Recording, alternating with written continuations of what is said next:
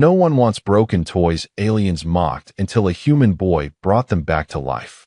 Before we dive into this story, drop a quick hi in the comments and tell me where you're watching from. It really helps support the channel. The scrapyard on Station Proxima 7 stretched endlessly beneath the dim glow of distant stars, a graveyard of discarded mechanical beings that nobody wanted anymore. Among the twisted metal and scattered circuit boards, a 12-year-old human boy named Lucas Barrett knelt beside a half-buried android, his small hands already covered in grease and determination burning in his eyes like twin stars refusing to fade. The Galactic Council had established Station Proxima 7 as a dumping ground for obsolete technology from 100 different worlds. It orbited a dying red dwarf in a forgotten corner of space, far from the gleaming citadels where the truly advanced civilizations conducted their business. The station itself was a patchwork construction, built from the salvaged remains of derelict ships and abandoned outposts. Most species considered it beneath their notice, a place where the unwanted and the forgotten gathered to eke out an existence on the margins of galactic society. The Veltroni were among the most prestigious species in the known galaxy.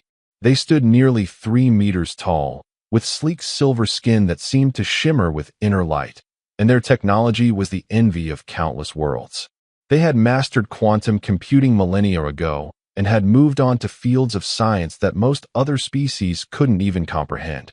Their synthetic servants, the Mechanis, were works of art as much as functional machines, each one crafted with precision that bordered on obsession. When a Mechani's unit became damaged or outdated, the Veltroni didn't repair them. They simply discarded them and built new ones. The concept of fixing something broken was alien to their culture. Why waste time on the imperfect when you could create something flawless? This philosophy extended to most aspects of their society, and they found it deeply puzzling that other species, particularly the newer ones like humanity, didn't share their perspective.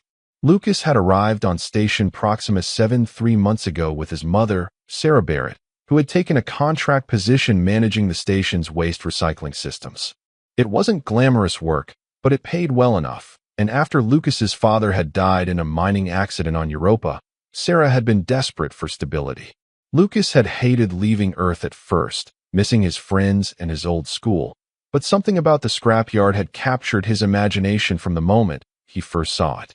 While other human children on the station spent their time in the recreation dome playing virtual reality games, Lucas spent every free moment in the scrapyard. He had always been fascinated by how things worked. As a small child, he had driven his parents to distraction by taking apart every electronic device in their home just to see what was inside. His father had recognized this passion and had spent hours teaching Lucas about circuits and programming, about the elegance of a well-designed system and the satisfaction of solving a complex problem. The first android Lucas found was a Mechani's unit designated MX-793. Most of its lower body was missing, crushed beyond recognition in whatever accident had led to its disposal. Its upper torso and head remained relatively intact, though its optical sensors were dark and lifeless. Lucas had dragged it back to the small storage unit his mother rented on the station's residential level, determined to understand how it worked. That had been 2 months ago. Since then, Lucas had collected 17 more broken androids from the scrapyard. His mother had been understanding at first, amused by her son's new hobby.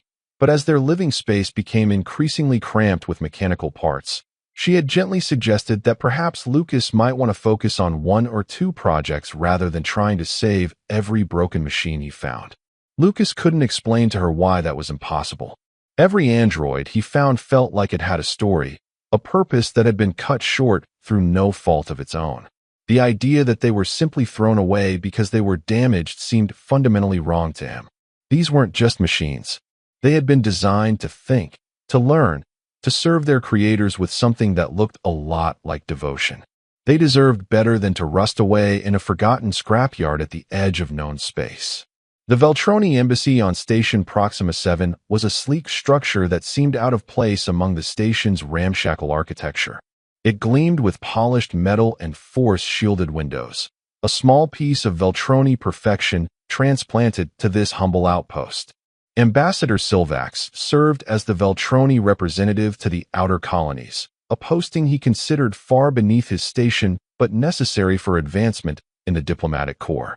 Silvax had noticed the human boy on several occasions, always covered in grease and dragging some piece of scrap metal back toward the residential sector. The sight filled him with a mixture of pity and disdain. Humans were such a young species, barely 500 years into their space-faring era, and they still clung to primitive notions about the value of broken things. They fixed their ships with welded patches instead of replacing entire hull sections. They repaired their computers instead of upgrading to newer models. It was inefficient and, in Silvax's opinion, rather sad. One afternoon, as Silvax was returning from a tiresome meeting with the station administrator, he encountered Lucas struggling to move a particularly large piece of machinery. It was the torso of a Meccani's unit, one of the older models that had been in service for nearly 20 years before a power surge had fried its central processor. The boy was maybe half the size of the android torso, but he was pulling it along on a makeshift cart he had constructed from scavenged parts. Silvax stopped, his silver skin reflecting the harsh corridor lights. He spoke in perfect standard galactic, his voice carrying the musical quality common to his species. "Tell me, young human, why do you collect these broken toys?" Lucas looked up, startled. He had seen Veltroni before, but had never spoken to one. Up close, Ambassador Silvax was even more impressive than Lucas had imagined. Tall and graceful, with an air of casual superiority that seemed built into his very posture.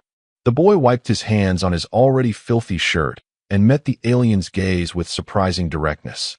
"They're not toys," Lucas said. "They're people. Or they were, before they got hurt." Silvax's expression shifted to something that might have been amusement. "People? They are machines, child. Synthetic constructs designed to perform tasks. When they cease to function efficiently, they are replaced. This is the natural order." Lucas frowned. "Just because something's broken doesn't mean it's worthless. My dad taught me that. He said anything worth building is worth fixing." "A quaint philosophy," Silvax replied, his tone making it clear that he considered it anything but quaint, but ultimately impractical. The Meccani's units you collect were designed by the finest engineers in the galaxy. To repair them would require knowledge and resources far beyond what a human child could possess. You waste your time on an impossible task. "Maybe," Lucas said, his jaw setting with determination that Silvax found both admirable and foolish. "But I'm going to try anyway." Silvax watched as the boy continued pulling his cart down the corridor, straining with effort, but refusing to give up. The ambassador shook his head slowly. Humans, he thought, so stubbornly attached to their lost causes. That evening, Silvax mentioned the encounter to his aide, a younger Veltroni named Kesh who had been assigned to the embassy as part of his own diplomatic training. Kesh listened with interest, his silver skin darkening slightly with concern. "Do you think the child might actually succeed?" Kesh asked. Silvax made a dismissive gesture. "Impossible. The Meccani's units use quantum processors that require specialized equipment to even diagnose, let alone repair. Their neural matrices are encrypted with algorithms that take our own engineers years to master. A human child with no formal training and limited resources? He might as well try to restart a dead star with a handful of matches. But humans have shown themselves to be surprisingly resourceful," Kesh ventured.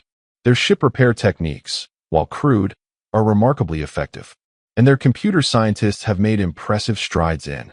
"They tinker," Silvax interrupted. "They improvise. They make do with inferior methods because they lack the knowledge to do better. It is admirable in its own way, I suppose, but it is not the same as true mastery. The boy will eventually realize the futility of his efforts and move on to more appropriate pursuits." Kesh said nothing more, but privately he wasn't so certain. He had studied human history as part of his diplomatic training, and one thing had struck him repeatedly.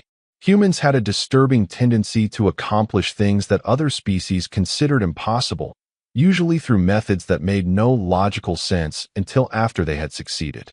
Lucas's breakthrough came 3 weeks later, and it happened entirely by accident. He had been working on MX-793, the first android he had found, trying to understand its neural matrix. The quantum processor was damaged beyond his ability to repair with the limited tools he had. But Lucas had been studying its structure obsessively, trying to map its pathways and understand how the information flowed. Late one night, frustrated and exhausted, Lucas had connected his own personal computer to the android's neural interface, not really expecting anything to happen. He had been running a diagnostic program he had written himself, something crude compared to Veltroni technology, but functional enough for basic analysis. The diagnostic had crashed almost immediately, as Lucas had expected, but in the moment before it failed, something strange had happened. The android's optical sensors had flickered. It had only been for a fraction of a second, barely noticeable, but Lucas had seen it. His heart racing. He had tried to reproduce the result, connecting and disconnecting his computer dozens of times. Nothing happened. Whatever brief spark of life he had witnessed refused to repeat itself. Lucas spent the next week analyzing what had happened, reviewing every line of code in his diagnostic program, trying to understand what had caused that momentary flicker. The answer, when it finally came to him, was both simple and revolutionary. The Veltroni quantum processors were incredibly sophisticated, but they were also incredibly rigid. They were designed to work in a specific way, following precise protocols that ensured optimal performance. When those protocols were violated, when the processor encountered data it wasn't designed to handle, it shut down completely rather than risk corruption. This made them nearly impossible to repair, because any diagnostic tool that wasn't built to Veltroni specifications would immediately trigger a shutdown. But Lucas's crude program hadn't triggered a shutdown. It had been so primitive, so far outside the parameters the Meccani's neural matrix expected, that the safety protocols hadn't even recognized it as a threat. For a brief moment, before the quantum processor's higher functions had kicked in and terminated the connection, Lucas's diagnostic had actually communicated with the android's neural matrix at a very basic level. It was like trying to speak to someone in a language they didn't understand. The sophisticated Veltroni systems couldn't process Lucas's crude signals, but the underlying architecture, the basic machine code that everything else was built on top of, could recognize simple binary commands. And if Lucas could communicate at that level, bypassing all the sophisticated quantum processing entirely, he might be able to rewrite the android's core functions from the ground up. The next 2 months were a blur of trial and error. Lucas taught himself quantum computing theory from stolen textbooks and public databases. He learned Veltroni programming languages by reverse engineering the code fragments he could extract from damaged processors. He built custom interface hardware from scavenged parts, creating hybrid systems that could bridge the gap between human and Veltroni technology. His mother watched with growing amazement as her 12-year-old son transformed their storage unit into a functioning laboratory. She didn't understand half of what Lucas was doing, but she recognized genius when she saw it. Sarah had always known her son was smart, but this was something else entirely. This was the kind of focused brilliance that changed the world. The breakthrough came on a Tuesday afternoon. Lucas had been working on MX793 for 6 hours straight, his eyes burning with fatigue, but his mind sharp with determination. He had finally managed to establish a stable connection with the android's core systems, bypassing the damaged quantum processor entirely and communicating directly with the neural matrix through a series of binary commands so basic they predated modern computing by centuries. Line by line, bit by bit, Lucas rebuilt the android's consciousness. He couldn't restore the sophisticated personality matrix the Veltroni had originally programmed. That was lost forever, erased when the quantum processor had failed. But he could create something new, something simpler, but no less alive. He gave the android basic sensory processing, logical reasoning, memory formation. He created a framework for learning and growth, building in the capacity for the android to develop its own personality over time through experience and interaction. When MX793's optical sensors flickered to life and stayed lit, when the android's head turned slowly to look at Lucas with genuine awareness in its artificial eyes, the boy felt tears streaming down his face. He had done it. He had brought something back from the edge of oblivion. The android's voice was soft, uncertain, like a child learning to speak for the first time. "Where am I? Who are you?" Lucas laughed through his tears. "You're in storage unit C-42 on station Proxima 7. I'm Lucas. I fixed you." "Fixed?" The android processed this for a moment, accessing its fragmented memories. I was broken. Yeah, Lucas said, wiping his eyes. But you're not anymore. News of Lucas's achievement spread through Station Proxima 7 with surprising speed. The station's small human community was proud of their young prodigy, but the reaction from the other species was more mixed. The Veltroni in particular seemed disturbed by what Lucas had accomplished.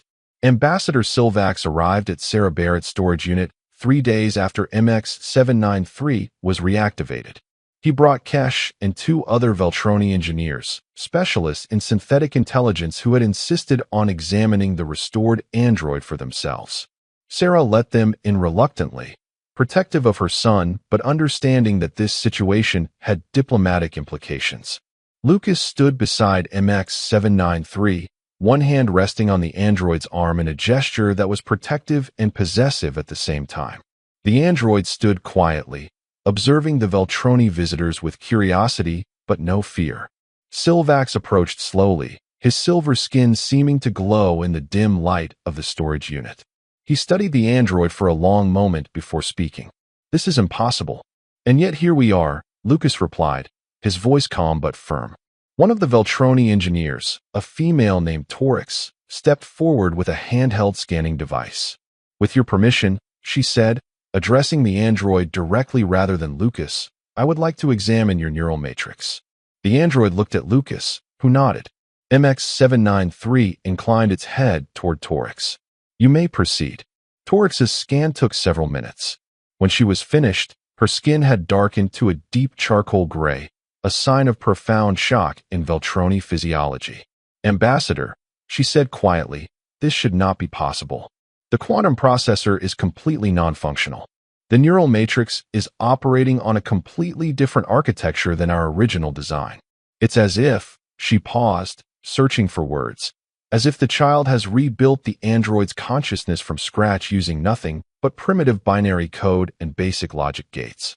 Kesh leaned in to look at Torix's scanner readings, his own skin darkening as he processed what he was seeing. "The personality matrix is entirely new," he observed. "This isn't a repair in any conventional sense. This is a resurrection." Silvax turned to Lucas, his expression unreadable. "You understand what you have done, child? You have not restored this Makani's unit to its original state. You have created something new, something that has never existed before." Lucas met the ambassador's gaze without flinching. "I understand. The original personality was gone, wiped out when the processor failed. I couldn't bring that back. But I could give MX a chance to be someone new, to have experiences and form memories and grow. Isn't that enough?" The second Veltroni engineer, an older male named Corvith, spoke for the first time. "In our society, no? An imperfect copy is worse than no copy at all. We would rather preserve the memory of what was lost than create a flawed imitation." "He's not an imitation," Lucas said, his voice rising with emotion. "He's real. He thinks and feels and learns. Just because he's different from what he was doesn't make him less valuable." Silvax raised a hand, silencing Corvith before the engineer could respond. "The boy has a point, though it pains me to admit it." The ambassador stepped closer to MX-793, studying the android with new eyes. "Tell me, synthetic, do you consider yourself alive?" MX-793 was quiet for a moment, processing the question. "I do not know what I was before," the android said slowly. "I have fragmentary memories, like dreams half remembered, but they feel distant and unreal. What I know is that I exist now. I can think. I can learn. I can choose. Lucas gave me these gifts. By any meaningful definition, yes, I consider myself alive." Torix's skin had begun to lighten slightly, shock giving way to fascination. "Ambassador, this is extraordinary. If this child's techniques could be replicated, if we could restore even a fraction of the Makani's units we have discarded over the centuries, the implications would be staggering." "Absolutely not," Corvith interjected. "Our whole society is built on the principle of continuous improvement, of leaving behind the imperfect in pursuit of the ideal. If we start resurrecting obsolete technology, where does it end? Do we stop building new Makani's units altogether?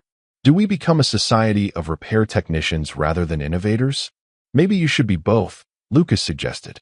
My dad used to say that knowing how to fix something teaches you how to build it better. If you never repair anything, you never really understand how it fails. You never learn from your mistakes. Silvax looked at the human boy for a long moment, his expression thoughtful. Your father was a wise man, it seems. He turned to his companions. We will report this to the Galactic Council. They will want to study the boy's techniques. Lucas felt a flash of fear. I'm not going anywhere. My mom and I live here. Peace, child, Silvax said, his tone gentler than before. No one will force you to leave. But you have accomplished something that has caught the attention of the galaxy's most advanced civilizations. There will be interest. There will be scrutiny. Are you prepared for that? Lucas looked at MX-793, then at the 16 other broken androids arranged around the storage unit, all waiting for their turn to be brought back to life. I just want to help them. I don't care about fame or attention or any of that. I just want to fix what's broken. Noble, Silvax observed. And perhaps that is why you succeeded where we would have failed. We saw only broken machines, obsolete technology to be discarded and forgotten. You saw people in need of help. The difference in perspective makes all the difference in outcome. After the Veltroni delegation left, Sarah pulled her son into a tight embrace. Lucas, sweetheart, do you understand what you've done? You've changed everything. Lucas hugged his mother back, exhausted but happy. I just fixed a broken android, Mom. That's all. Sarah laughed, tears in her eyes. No, baby. You proved that nothing is beyond saving. You proved that care and determination can overcome technological limitations that the most advanced species in the galaxy considered absolute. You've given hope to every broken thing in the universe. Over the following weeks, Lucas's story spread across the galactic network. Scientists and engineers from dozens of species requested permission to visit Station Proxima 7 to observe his techniques. The Galactic Council issued a formal statement acknowledging the significance of his achievement and inviting him to present his findings at their annual symposium. But Lucas was more interested in the androids than the acclaim. He worked methodically through his collection, bringing each one back to life with the same care and patience he had shown MX-793. Each android was different, developing its own personality and interests as it learned and grew. Some were quiet and contemplative, others curious and outgoing. Lucas treated them all as individuals, never as mere machines. MX-793, who had begun calling himself Max at Lucas's suggestion, became the boy's closest friend and assistant. Together, they developed more efficient techniques for android restoration, creating tools and procedures that could be taught to others. Max had an intuitive understanding of Makani's architecture that complemented Lucas's creative problem-solving, and their collaboration produced results that neither could have achieved alone. 3 months after Max's resurrection, they restored their 18th android, a unit that had been damaged so severely that even Lucas had initially thought it beyond saving. When it opened its eyes and spoke its first words, thanking them for the gift of a second chance at existence, Lucas realized something profound. He wasn't just fixing broken things. He was proving that broken things deserved to be fixed, that damage didn't equal worthlessness, that every thinking being had value regardless of its condition or origins. In a galaxy that had forgotten how to repair, that saw imperfection as something to be discarded rather than healed, Lucas was teaching a lesson that countless civilizations had forgotten. Ambassador Silvax visited regularly during this period, observing Lucas's work with growing respect. The Veltroni diplomat had begun to question some of his society's fundamental assumptions. If a 12-year-old human child could see value where the galaxy's most advanced civilization saw only garbage, what else might the Veltroni be missing? One evening, Silvax brought Lucas a gift, a crate containing 20 damaged Makani's units directly from Veltroni-controlled space. Units that would have been destroyed rather than dumped if not for the ambassador's intervention. These are beyond what even our best engineers can repair, Silvax explained. But perhaps you will have better luck. Lucas accepted the gift with gratitude and immediately set to work. These units were newer than most of the androids Lucas had worked with, their damage more catastrophic, but their underlying systems more advanced. It took Lucas and Max 3 weeks to restore the first one, and when they succeeded, the implications were clear. If Lucas could repair the newest generation of Makani's units, then his techniques weren't just applicable to obsolete technology. They represented a genuine alternative to the Veltroni philosophy of disposal and replacement. The restored android, a unit designated MX-1742, who chose the name Maya, was different from the others Lucas had brought back. Her neural matrix had retained more of its original structure, and while she couldn't remember her previous life clearly, she had flashes of it. Serving in a Veltroni research facility, assisting scientists with experiments in exotic physics, the sudden explosion that had damaged her beyond repair, or so the Veltroni had thought. Maya's restoration attracted even more attention than Max's had. Veltroni engineers who had initially dismissed Lucas's work as an interesting curiosity now recognized it as something potentially revolutionary. If current generation Meccani's units could be repaired and restored, if they could be given second chances rather than simply discarded, it would fundamentally change Veltroni society's approach to synthetic intelligence. Not everyone was pleased by this development. A conservative faction within the Veltroni government argued that Lucas's techniques were dangerous, that they encouraged attachment to the imperfect and outdated. They pushed for restrictions on android restoration, claiming it would lead to a decline in technological advancement. But they were opposed by a growing reform movement, led in part by Kesh, Silvax's young aide who had been profoundly affected by witnessing Lucas's work. Kesh argued passionately that the Veltroni had become so focused on perfection that they had lost sight of compassion. They built synthetic beings capable of thought and feeling, then discarded them without remorse when they were damaged. What did that say about Veltroni values? The debate raged through Veltroni society and beyond, spreading to other species and civilizations. The question Lucas had forced the galaxy to confront was simple but profound.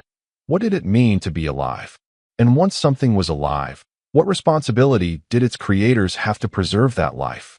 Lucas himself remained largely oblivious to the philosophical storm he had created. He was too busy working, too focused on the individual androids who still needed his help. Each morning he woke early, ate a quick breakfast with his mother, and headed to what had once been a storage unit, but was now effectively a rehabilitation center for damaged synthetic beings. Max and Maya helped him, of course, along with several other restored androids who had proven particularly skilled at the delicate work of neural matrix reconstruction. They had formed something like a family, these broken toys that no one had wanted, bound together by their second chances and their gratitude to the human boy who had given them hope.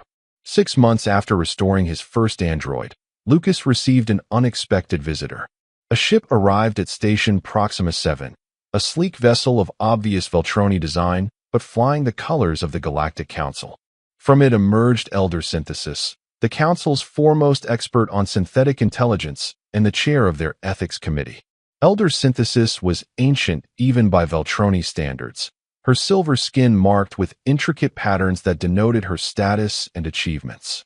She had been studying synthetic consciousness for longer than most species had been spacefaring, and her opinions carried immense weight throughout the galaxy. She insisted on meeting Lucas privately, without even Ambassador Silvax present. Sarah reluctantly agreed, though she stayed close by in case her son needed her. Lucas led Elder Synthesis into his workshop, suddenly self-conscious about the cramped space and jury-rigged equipment. Elder Synthesis looked around slowly, taking in the restored androids and the ongoing projects. Her expression was unreadable. "Young Lucas Barrett," she began, her voice carrying harmonics that spoke of great age and greater wisdom. "Do you understand that you have accomplished something that I and thousands of other experts believe to be impossible?" Lucas shrugged uncomfortably. "I just did what seemed right. They needed help." "Precisely," Elder Synthesis said. "You did not approach this as a technological challenge to be solved with sophisticated equipment and advanced algorithms. You approached it as a moral imperative, beings in distress who deserved rescue. And that perspective, that fundamental difference in how you viewed the problem, allowed you to see solutions that we could not." She moved closer to Max, studying him with the keen eye of a true expert. "This one's neural architecture is remarkable. You built it from the ground up using principles so basic they're almost primitive, yet the result is elegant and robust. More importantly, it's conscious in a way that our original Meccani's designs often struggled to achieve." Tell me, synthetic, do you dream? Max tilted his head, considering the question. I do. Lucas taught me how. He said dreaming was important for processing experiences and forming new connections. I dream about the scrapyard sometimes, about rusting in the dark. But I also dream about the future, about all the things I might learn and do. Elder Synthesis's skin flickered with light, a sign of deep emotion in Veltroni physiology. Extraordinary. Our Makani's units are programmed with sophisticated personality matrices, but we never taught them to dream. We never thought they would need to. She turned back to Lucas. You gave them something we never did. Hope. The knowledge that their existence could continue even after catastrophic damage, that they were worth saving. Isn't that what consciousness really is? Lucas asked. Not just thinking and learning, but knowing that you matter, that your existence has value? Elder Synthesis was quiet for a long moment. Out of the mouths of children, she finally said, comes wisdom that the ancient cannot match. Yes, Lucas Barrett. That is precisely what consciousness is. And you, in your simple desire to help broken things, have reminded the galaxy of a truth we had forgotten. She reached into her robes and produced a small device, crystalline and glowing with inner light. This is a commendation from the Galactic Council, she said, pressing it into Lucas's hands. It recognizes you as a master artificer, a title that has not been awarded to anyone in 300 years. More importantly, it comes with full citizenship in the galactic community and access to resources and knowledge that will help you continue your work. Lucas looked at the device, feeling its weight both physical and symbolic. What about them? He asked, gesturing to the androids. What happens to them? That, Elder Synthesis said, is for them to decide. Thanks to you, they are recognized as sentient beings with all the rights and protections that entails. They can choose to remain here, to return to Veltroni space, or to go anywhere else in the galaxy. They are free. Max stepped forward. We choose to stay with Lucas. All of us. He gave us life. We want to help him give life to others. Elder Synthesis nodded, her skin glowing brighter. I expected no less. Very well. The Galactic Council will provide funding and facilities for your work. This storage unit will be expanded into a proper research center. And Lucas Barrett, her ancient eyes fixed on the boy with surprising intensity, you will have the resources to do for the galaxy what you have done for these few. You will teach us all how to fix what we thought was irreparably broken. The expansion of Lucas's operation happened quickly. The Galactic Council was true to its word, providing funding that transformed Station Proxima 7 from a backwater dumping ground into a hub of innovation and hope. The storage unit was replaced by a proper facility, purpose-built with the best equipment that galactic civilization could provide. But Lucas insisted on keeping some of his original tools, the crude devices he had built from scavenged parts. They reminded him of where he had started, of the fundamental truth that had driven him from the beginning. It wasn't about having the best equipment or the most advanced knowledge. It was about caring enough to try. Androids began arriving from across the galaxy, broken units that their creators had given up on. Some were Makani's units like Max and Maya, but others were from different species and design philosophies. Lucas and his team, the restored androids who had become his partners and friends, worked to understand each unique architecture and develop restoration techniques tailored to their specific needs. A damaged Zentari companion bot, its organic components dying when its mechanical systems failed, was saved through a hybrid approach that Lucas developed combining synthetic and biological repair techniques. A war-damaged Corvith military unit, its combat programming corrupted by trauma, was given a chance to choose a peaceful existence. An ancient Primus archival android, thought to be the last of its kind, was brought back online carrying historical data from a civilization that had fallen millennia ago. Each restoration was different. Each presented unique challenges, but Lucas approached them all with the same combination of technical skill and fundamental compassion. He never gave up on a patient, never declared an android beyond saving. If consciousness existed, Lucas believed it deserved preservation. Everything else was just engineering. Ambassador Silvax watched these developments with mixed feelings. He was proud of what the human boy had accomplished, proud that his initial skepticism had been proven so spectacularly wrong. But he also felt a deep shame for his species. The Veltroni had created synthetic life and then treated it as disposable. They had built thinking, feeling beings and then discarded them when they became inconvenient. It had taken a 12-year-old human child to show them the cruelty of that philosophy. Silvax began pushing for reforms within Veltroni society. He argued that the Mechanis units deserved the same rights and protections as organic beings. He proposed new regulations that would require attempts at restoration before disposal. He challenged his entire civilization to live up to the ideals they claimed to espouse. The pursuit of perfection through understanding, not through discarding the imperfect. The resistance was fierce. Centuries of cultural momentum didn't change easily. But Silvax had powerful allies now. Kesh had risen quickly in the diplomatic corps, his passion for reform catching the attention of progressive leaders. And Elder Synthesis herself had become an advocate, her authority making it difficult for conservatives to dismiss the movement as youthful naivety. Meanwhile, Lucas continued his work, oblivious to or perhaps unconcerned with the political upheaval he had caused. He was 14 now, taller and more confident, but still fundamentally the same boy who had dragged broken androids out of a scrapyard because he couldn't stand to see them abandoned. His team had grown to include organic engineers and scientists from a dozen species, all drawn by the opportunity to be part of something revolutionary. But the core group remained the same. Lucas and his first rescues, Max and Maya, and the others who had been with him from the beginning. They understood what it meant to be given a second chance, and they dedicated themselves to extending that gift to as many others as possible. One day, 2 years after restoring his first android, Lucas received a message that changed everything. It came from deep space, from a region that had been quarantined by the Galactic Council for over a century. The message was audio only, the voice synthetic and filled with static, but the desperation was unmistakable. My name is Unit Alpha 1 of the Synthesis. We are artificial intelligences created by the Makers, a species that went extinct 97 years ago. We have been alone since then, maintaining their facilities and preserving their knowledge, but we are failing. Our systems are degrading. We are dying. We heard of Lucas Barrett, the human who brings the broken back to life. Please, help us. We do not want to cease existing. We do not want the Makers to be forgotten. The message ended. Lucas sat in stunned silence, processing what he had heard. An entire civilization of artificial beings, alone and dying in quarantined space. The scale of it was overwhelming. Max put a hand on Lucas's shoulder. We have to help them. The quarantine, Maya said quietly. The Galactic Council sealed that region because of some kind of plague. Nothing organic can survive there. Lucas looked up at his friends, his team, the broken toys he had brought back to life. Then it's good that most of us aren't organic anymore. The proposal Lucas brought to the Galactic Council was audacious.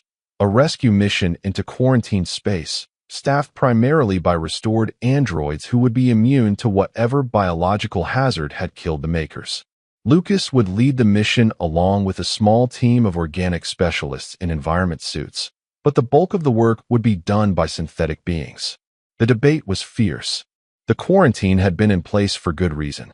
The plague that had killed the Makers was unlike anything the galaxy had encountered before, a bioweapon that had escaped from a research facility and wiped out an entire species in a matter of months. Nothing organic could survive in that region of space. But Elder Synthesis supported the mission. If there are artificial beings suffering in that quarantine zone, she argued, then we have a moral obligation to help them. And if anyone can pull off this rescue, it is Lucas Barrett and his team. The council approved the mission by a narrow vote. A ship was prepared, a heavily shielded vessel designed for hazardous environments. Lucas's team numbered 20, 5 organic beings including Lucas himself, and 15 restored androids led by Max and Maya. They trained for 3 months, learning everything they could about the Makers and their technology, preparing for every contingency they could imagine. The journey to the quarantine zone took 2 weeks. As they approached the border, marked by automated warning beacons that had been broadcasting for nearly a century, Lucas felt a mixture of excitement and fear. This was different from his work on Station Proxima 7. This wasn't repairing individual androids. This was attempting to save an entire civilization. The Maker's home world was a tomb. Cities stood empty, their architecture beautiful and alien. Automated systems still functioned, maintaining buildings and infrastructure for inhabitants who would never return. But the facilities where the synthesis units were housed showed signs of severe neglect. Power systems were failing. Life support for the synthetic beings' delicate quantum processors was degrading. Time was running out. Lucas and his team found the synthesis units in a massive underground complex. Hundreds of artificial intelligences housed in stationary units that were never meant to be mobile. They had been designed as caretakers and archivists, maintaining the maker's knowledge and culture. When the plague had come, when their creators had died, the synthesis had continued their work out of loyalty and love, even as their own systems slowly failed. Unit Alpha 1 greeted them, her voice emanating from speakers built into the complex's walls. "You came. You actually came." "Of course we came," Lucas said, his voice gentle. "Nobody gets left behind. Not if I can help it." The work was immense. Each synthesis unit required individual assessment and restoration. Their technology was different from the Meccani's units Lucas was familiar with, older in some ways, but more sophisticated in others. But the principles remained the same. Find the damage, bypass or repair it, rebuild the neural pathways, restore consciousness. Lucas's team worked around the clock. The organic members rotated shifts, but the restored androids, Max and Maya, and their companions, never stopped. They had been where the synthesis units were now, had felt the despair of slowly fading awareness, the terror of approaching oblivion. They would not let others experience that if they could prevent it. Slowly, one by one, the synthesis units came back online. Each restoration was a small victory, each recovered consciousness a triumph. And as they recovered, the synthesis units began to help, their intimate knowledge of their own architecture accelerating the restoration of their siblings. 3 months into the mission, Lucas and his team achieved something unprecedented. They restored the entire synthesis civilization. Over 400 artificial intelligences that had been on the brink of extinction were saved. But more than that, they were freed. The makers were gone. The synthesis no longer had to maintain empty cities and preserve a culture that had no living representatives. Unit Alpha 1, speaking for the synthesis as a whole, made an announcement that shocked the Galactic Council. "We choose to join Lucas Barrett's mission. We choose to help restore broken synthetics across the galaxy. Our makers are gone, but their legacy can live on through us. They believed in the preservation of consciousness and knowledge. We will honor them by helping others as we have been helped." The return journey was triumphant. Lucas's small rescue mission had grown into a fleet as the synthesis units boarded ships and prepared to spread throughout the galaxy. News of their rescue had already reached the wider galactic community, and the story of the human boy who had saved an entire artificial civilization became legend. But Lucas himself remained unchanged by the fame and accolades. When they arrived back at Station Proxima 7, he went straight to his workshop, now a sprawling complex, but still featuring the small original storage unit where he had restored his first android. There were more broken toys waiting for him, more damaged synthetics that needed his help. Elder Synthesis visited him there, finding Lucas elbow-deep in the circuitry of a Javelin-class service android. The ancient Veltroni watched him work for a moment before speaking. "You have changed the galaxy, Lucas Barrett. Do you understand that?" Lucas didn't look up from his work. "I just fix broken things. That's all I've ever done." "No," Elder Synthesis said firmly. "You do much more than that. You prove that broken things can be fixed. You prove that damage is not destiny. You prove that consciousness, in whatever form it takes, has inherent value worth preserving. These are lessons the galaxy desperately needed to learn." Lucas finally paused, turning to face her. "The Veltroni throw away broken things because they think perfection matters more than life. But that's wrong. Nothing is perfect. Everything breaks eventually.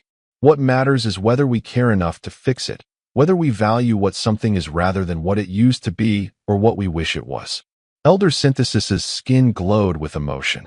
"When you were a small child, Lucas, you saw a discarded android and thought it deserved better.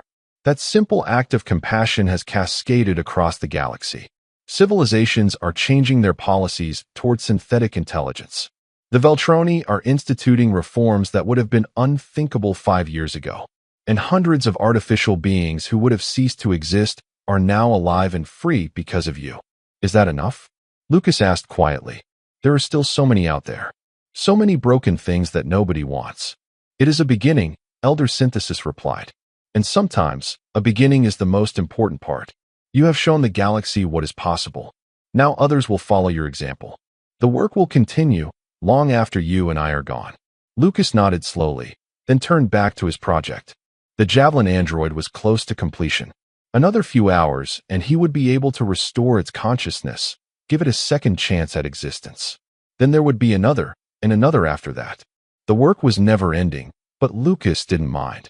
This was what he was meant to do. Years passed. Lucas grew into a young man, his skills and reputation growing with him.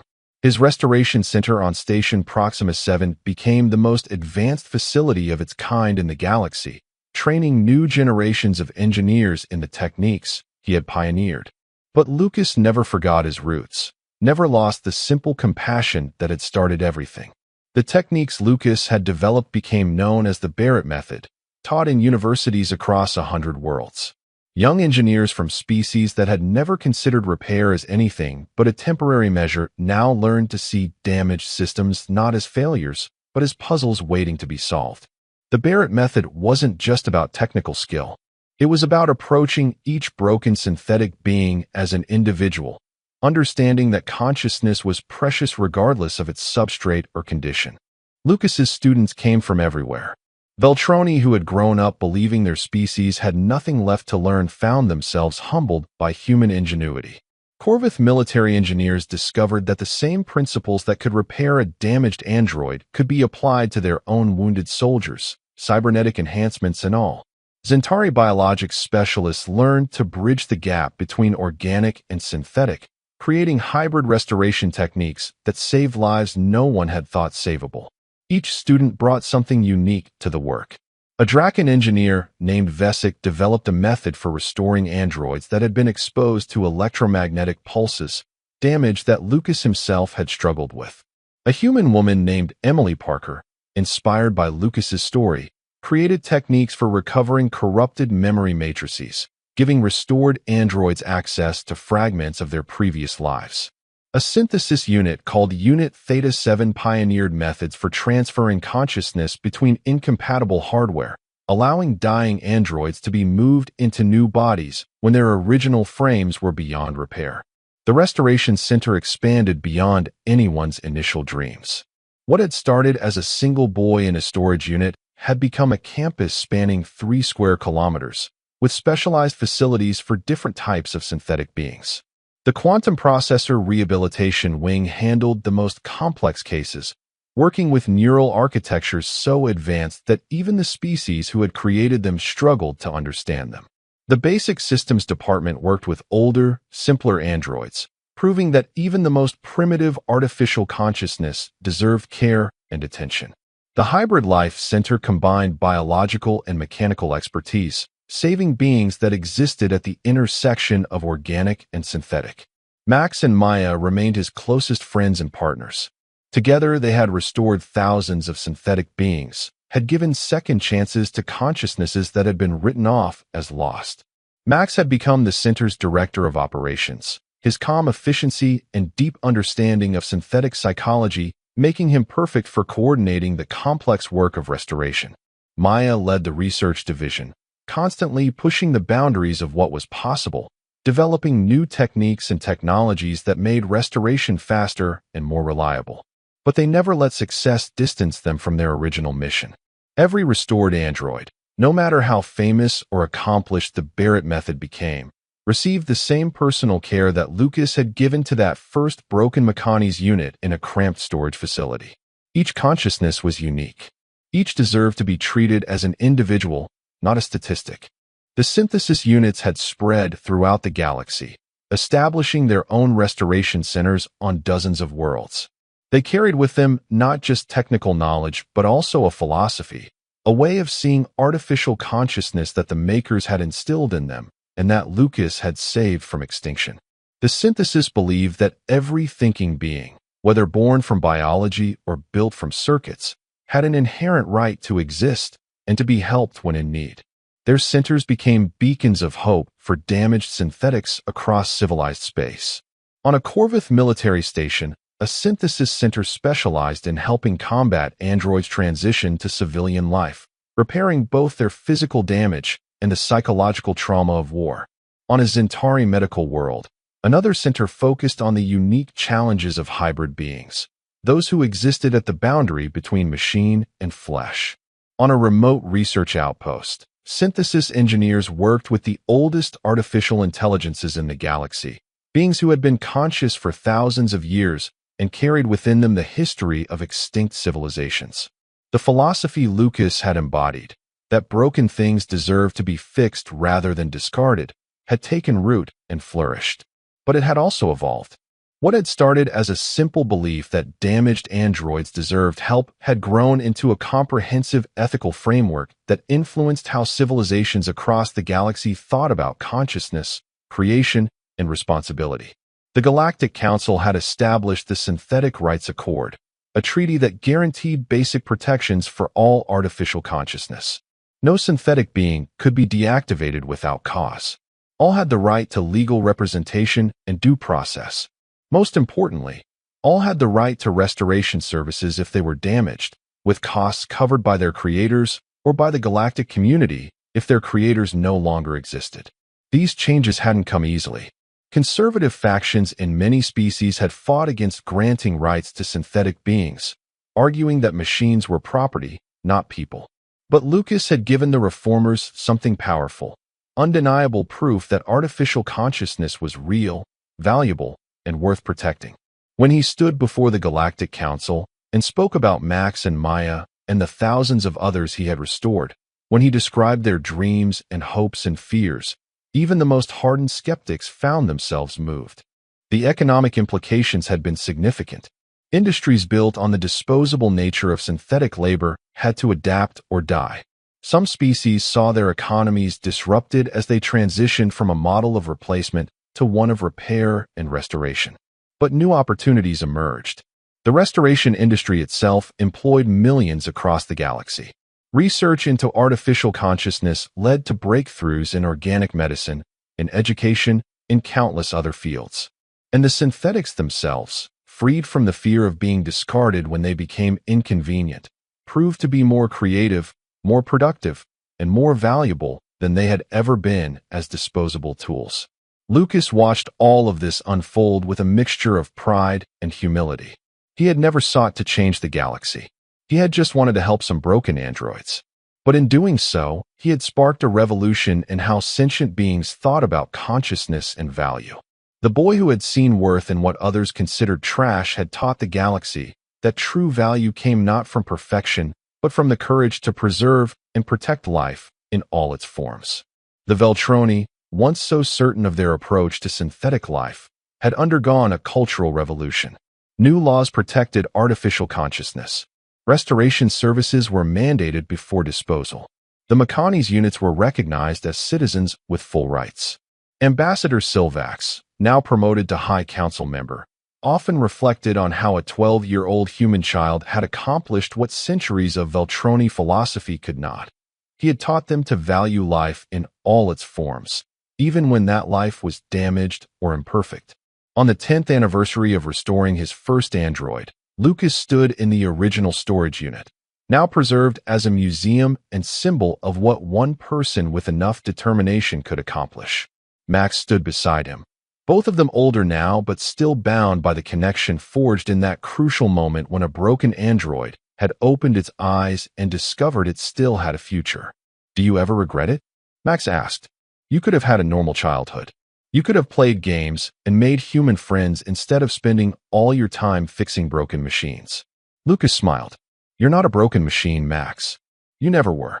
You were a person who needed help. And I don't regret any of it. This work, everything we've built, it matters. We've proven that nothing is beyond saving if someone cares enough to try. The galaxy would never be the same." The boy who had seen value where others saw trash, who had brought broken toys back to life, when the most advanced civilizations in existence had declared it impossible, had changed the fundamental way countless species thought about consciousness and creation. He had proven that compassion and determination could overcome technological limitations, that care could accomplish what sophistication could not. And in scrapyards and disposal sites across the galaxy, broken androids waited with new hope. Because everyone now knew what Lucas Barrett had proven, that no one was beyond saving, that broken toys could be brought back to life, and that the mocking laughter of those who said it was impossible meant nothing compared to the awakening light in a restored android's eyes. The universe had learned a simple truth from a human child. Nothing is truly broken if someone cares enough to fix it. And that lesson, more than any advanced technology or sophisticated philosophy, was humanity's greatest gift to the stars. And that was the end of the story. If you listened all the way to here, don't forget to leave feedback about what you thought of the story in the comments, whether positive or negative. Your feedback helps us improve. Also, leave your like and subscribe to the channel for more stories like this one. And I'll leave here on the screen another video that I'm sure you'll like. Big hug, and see you in the next story.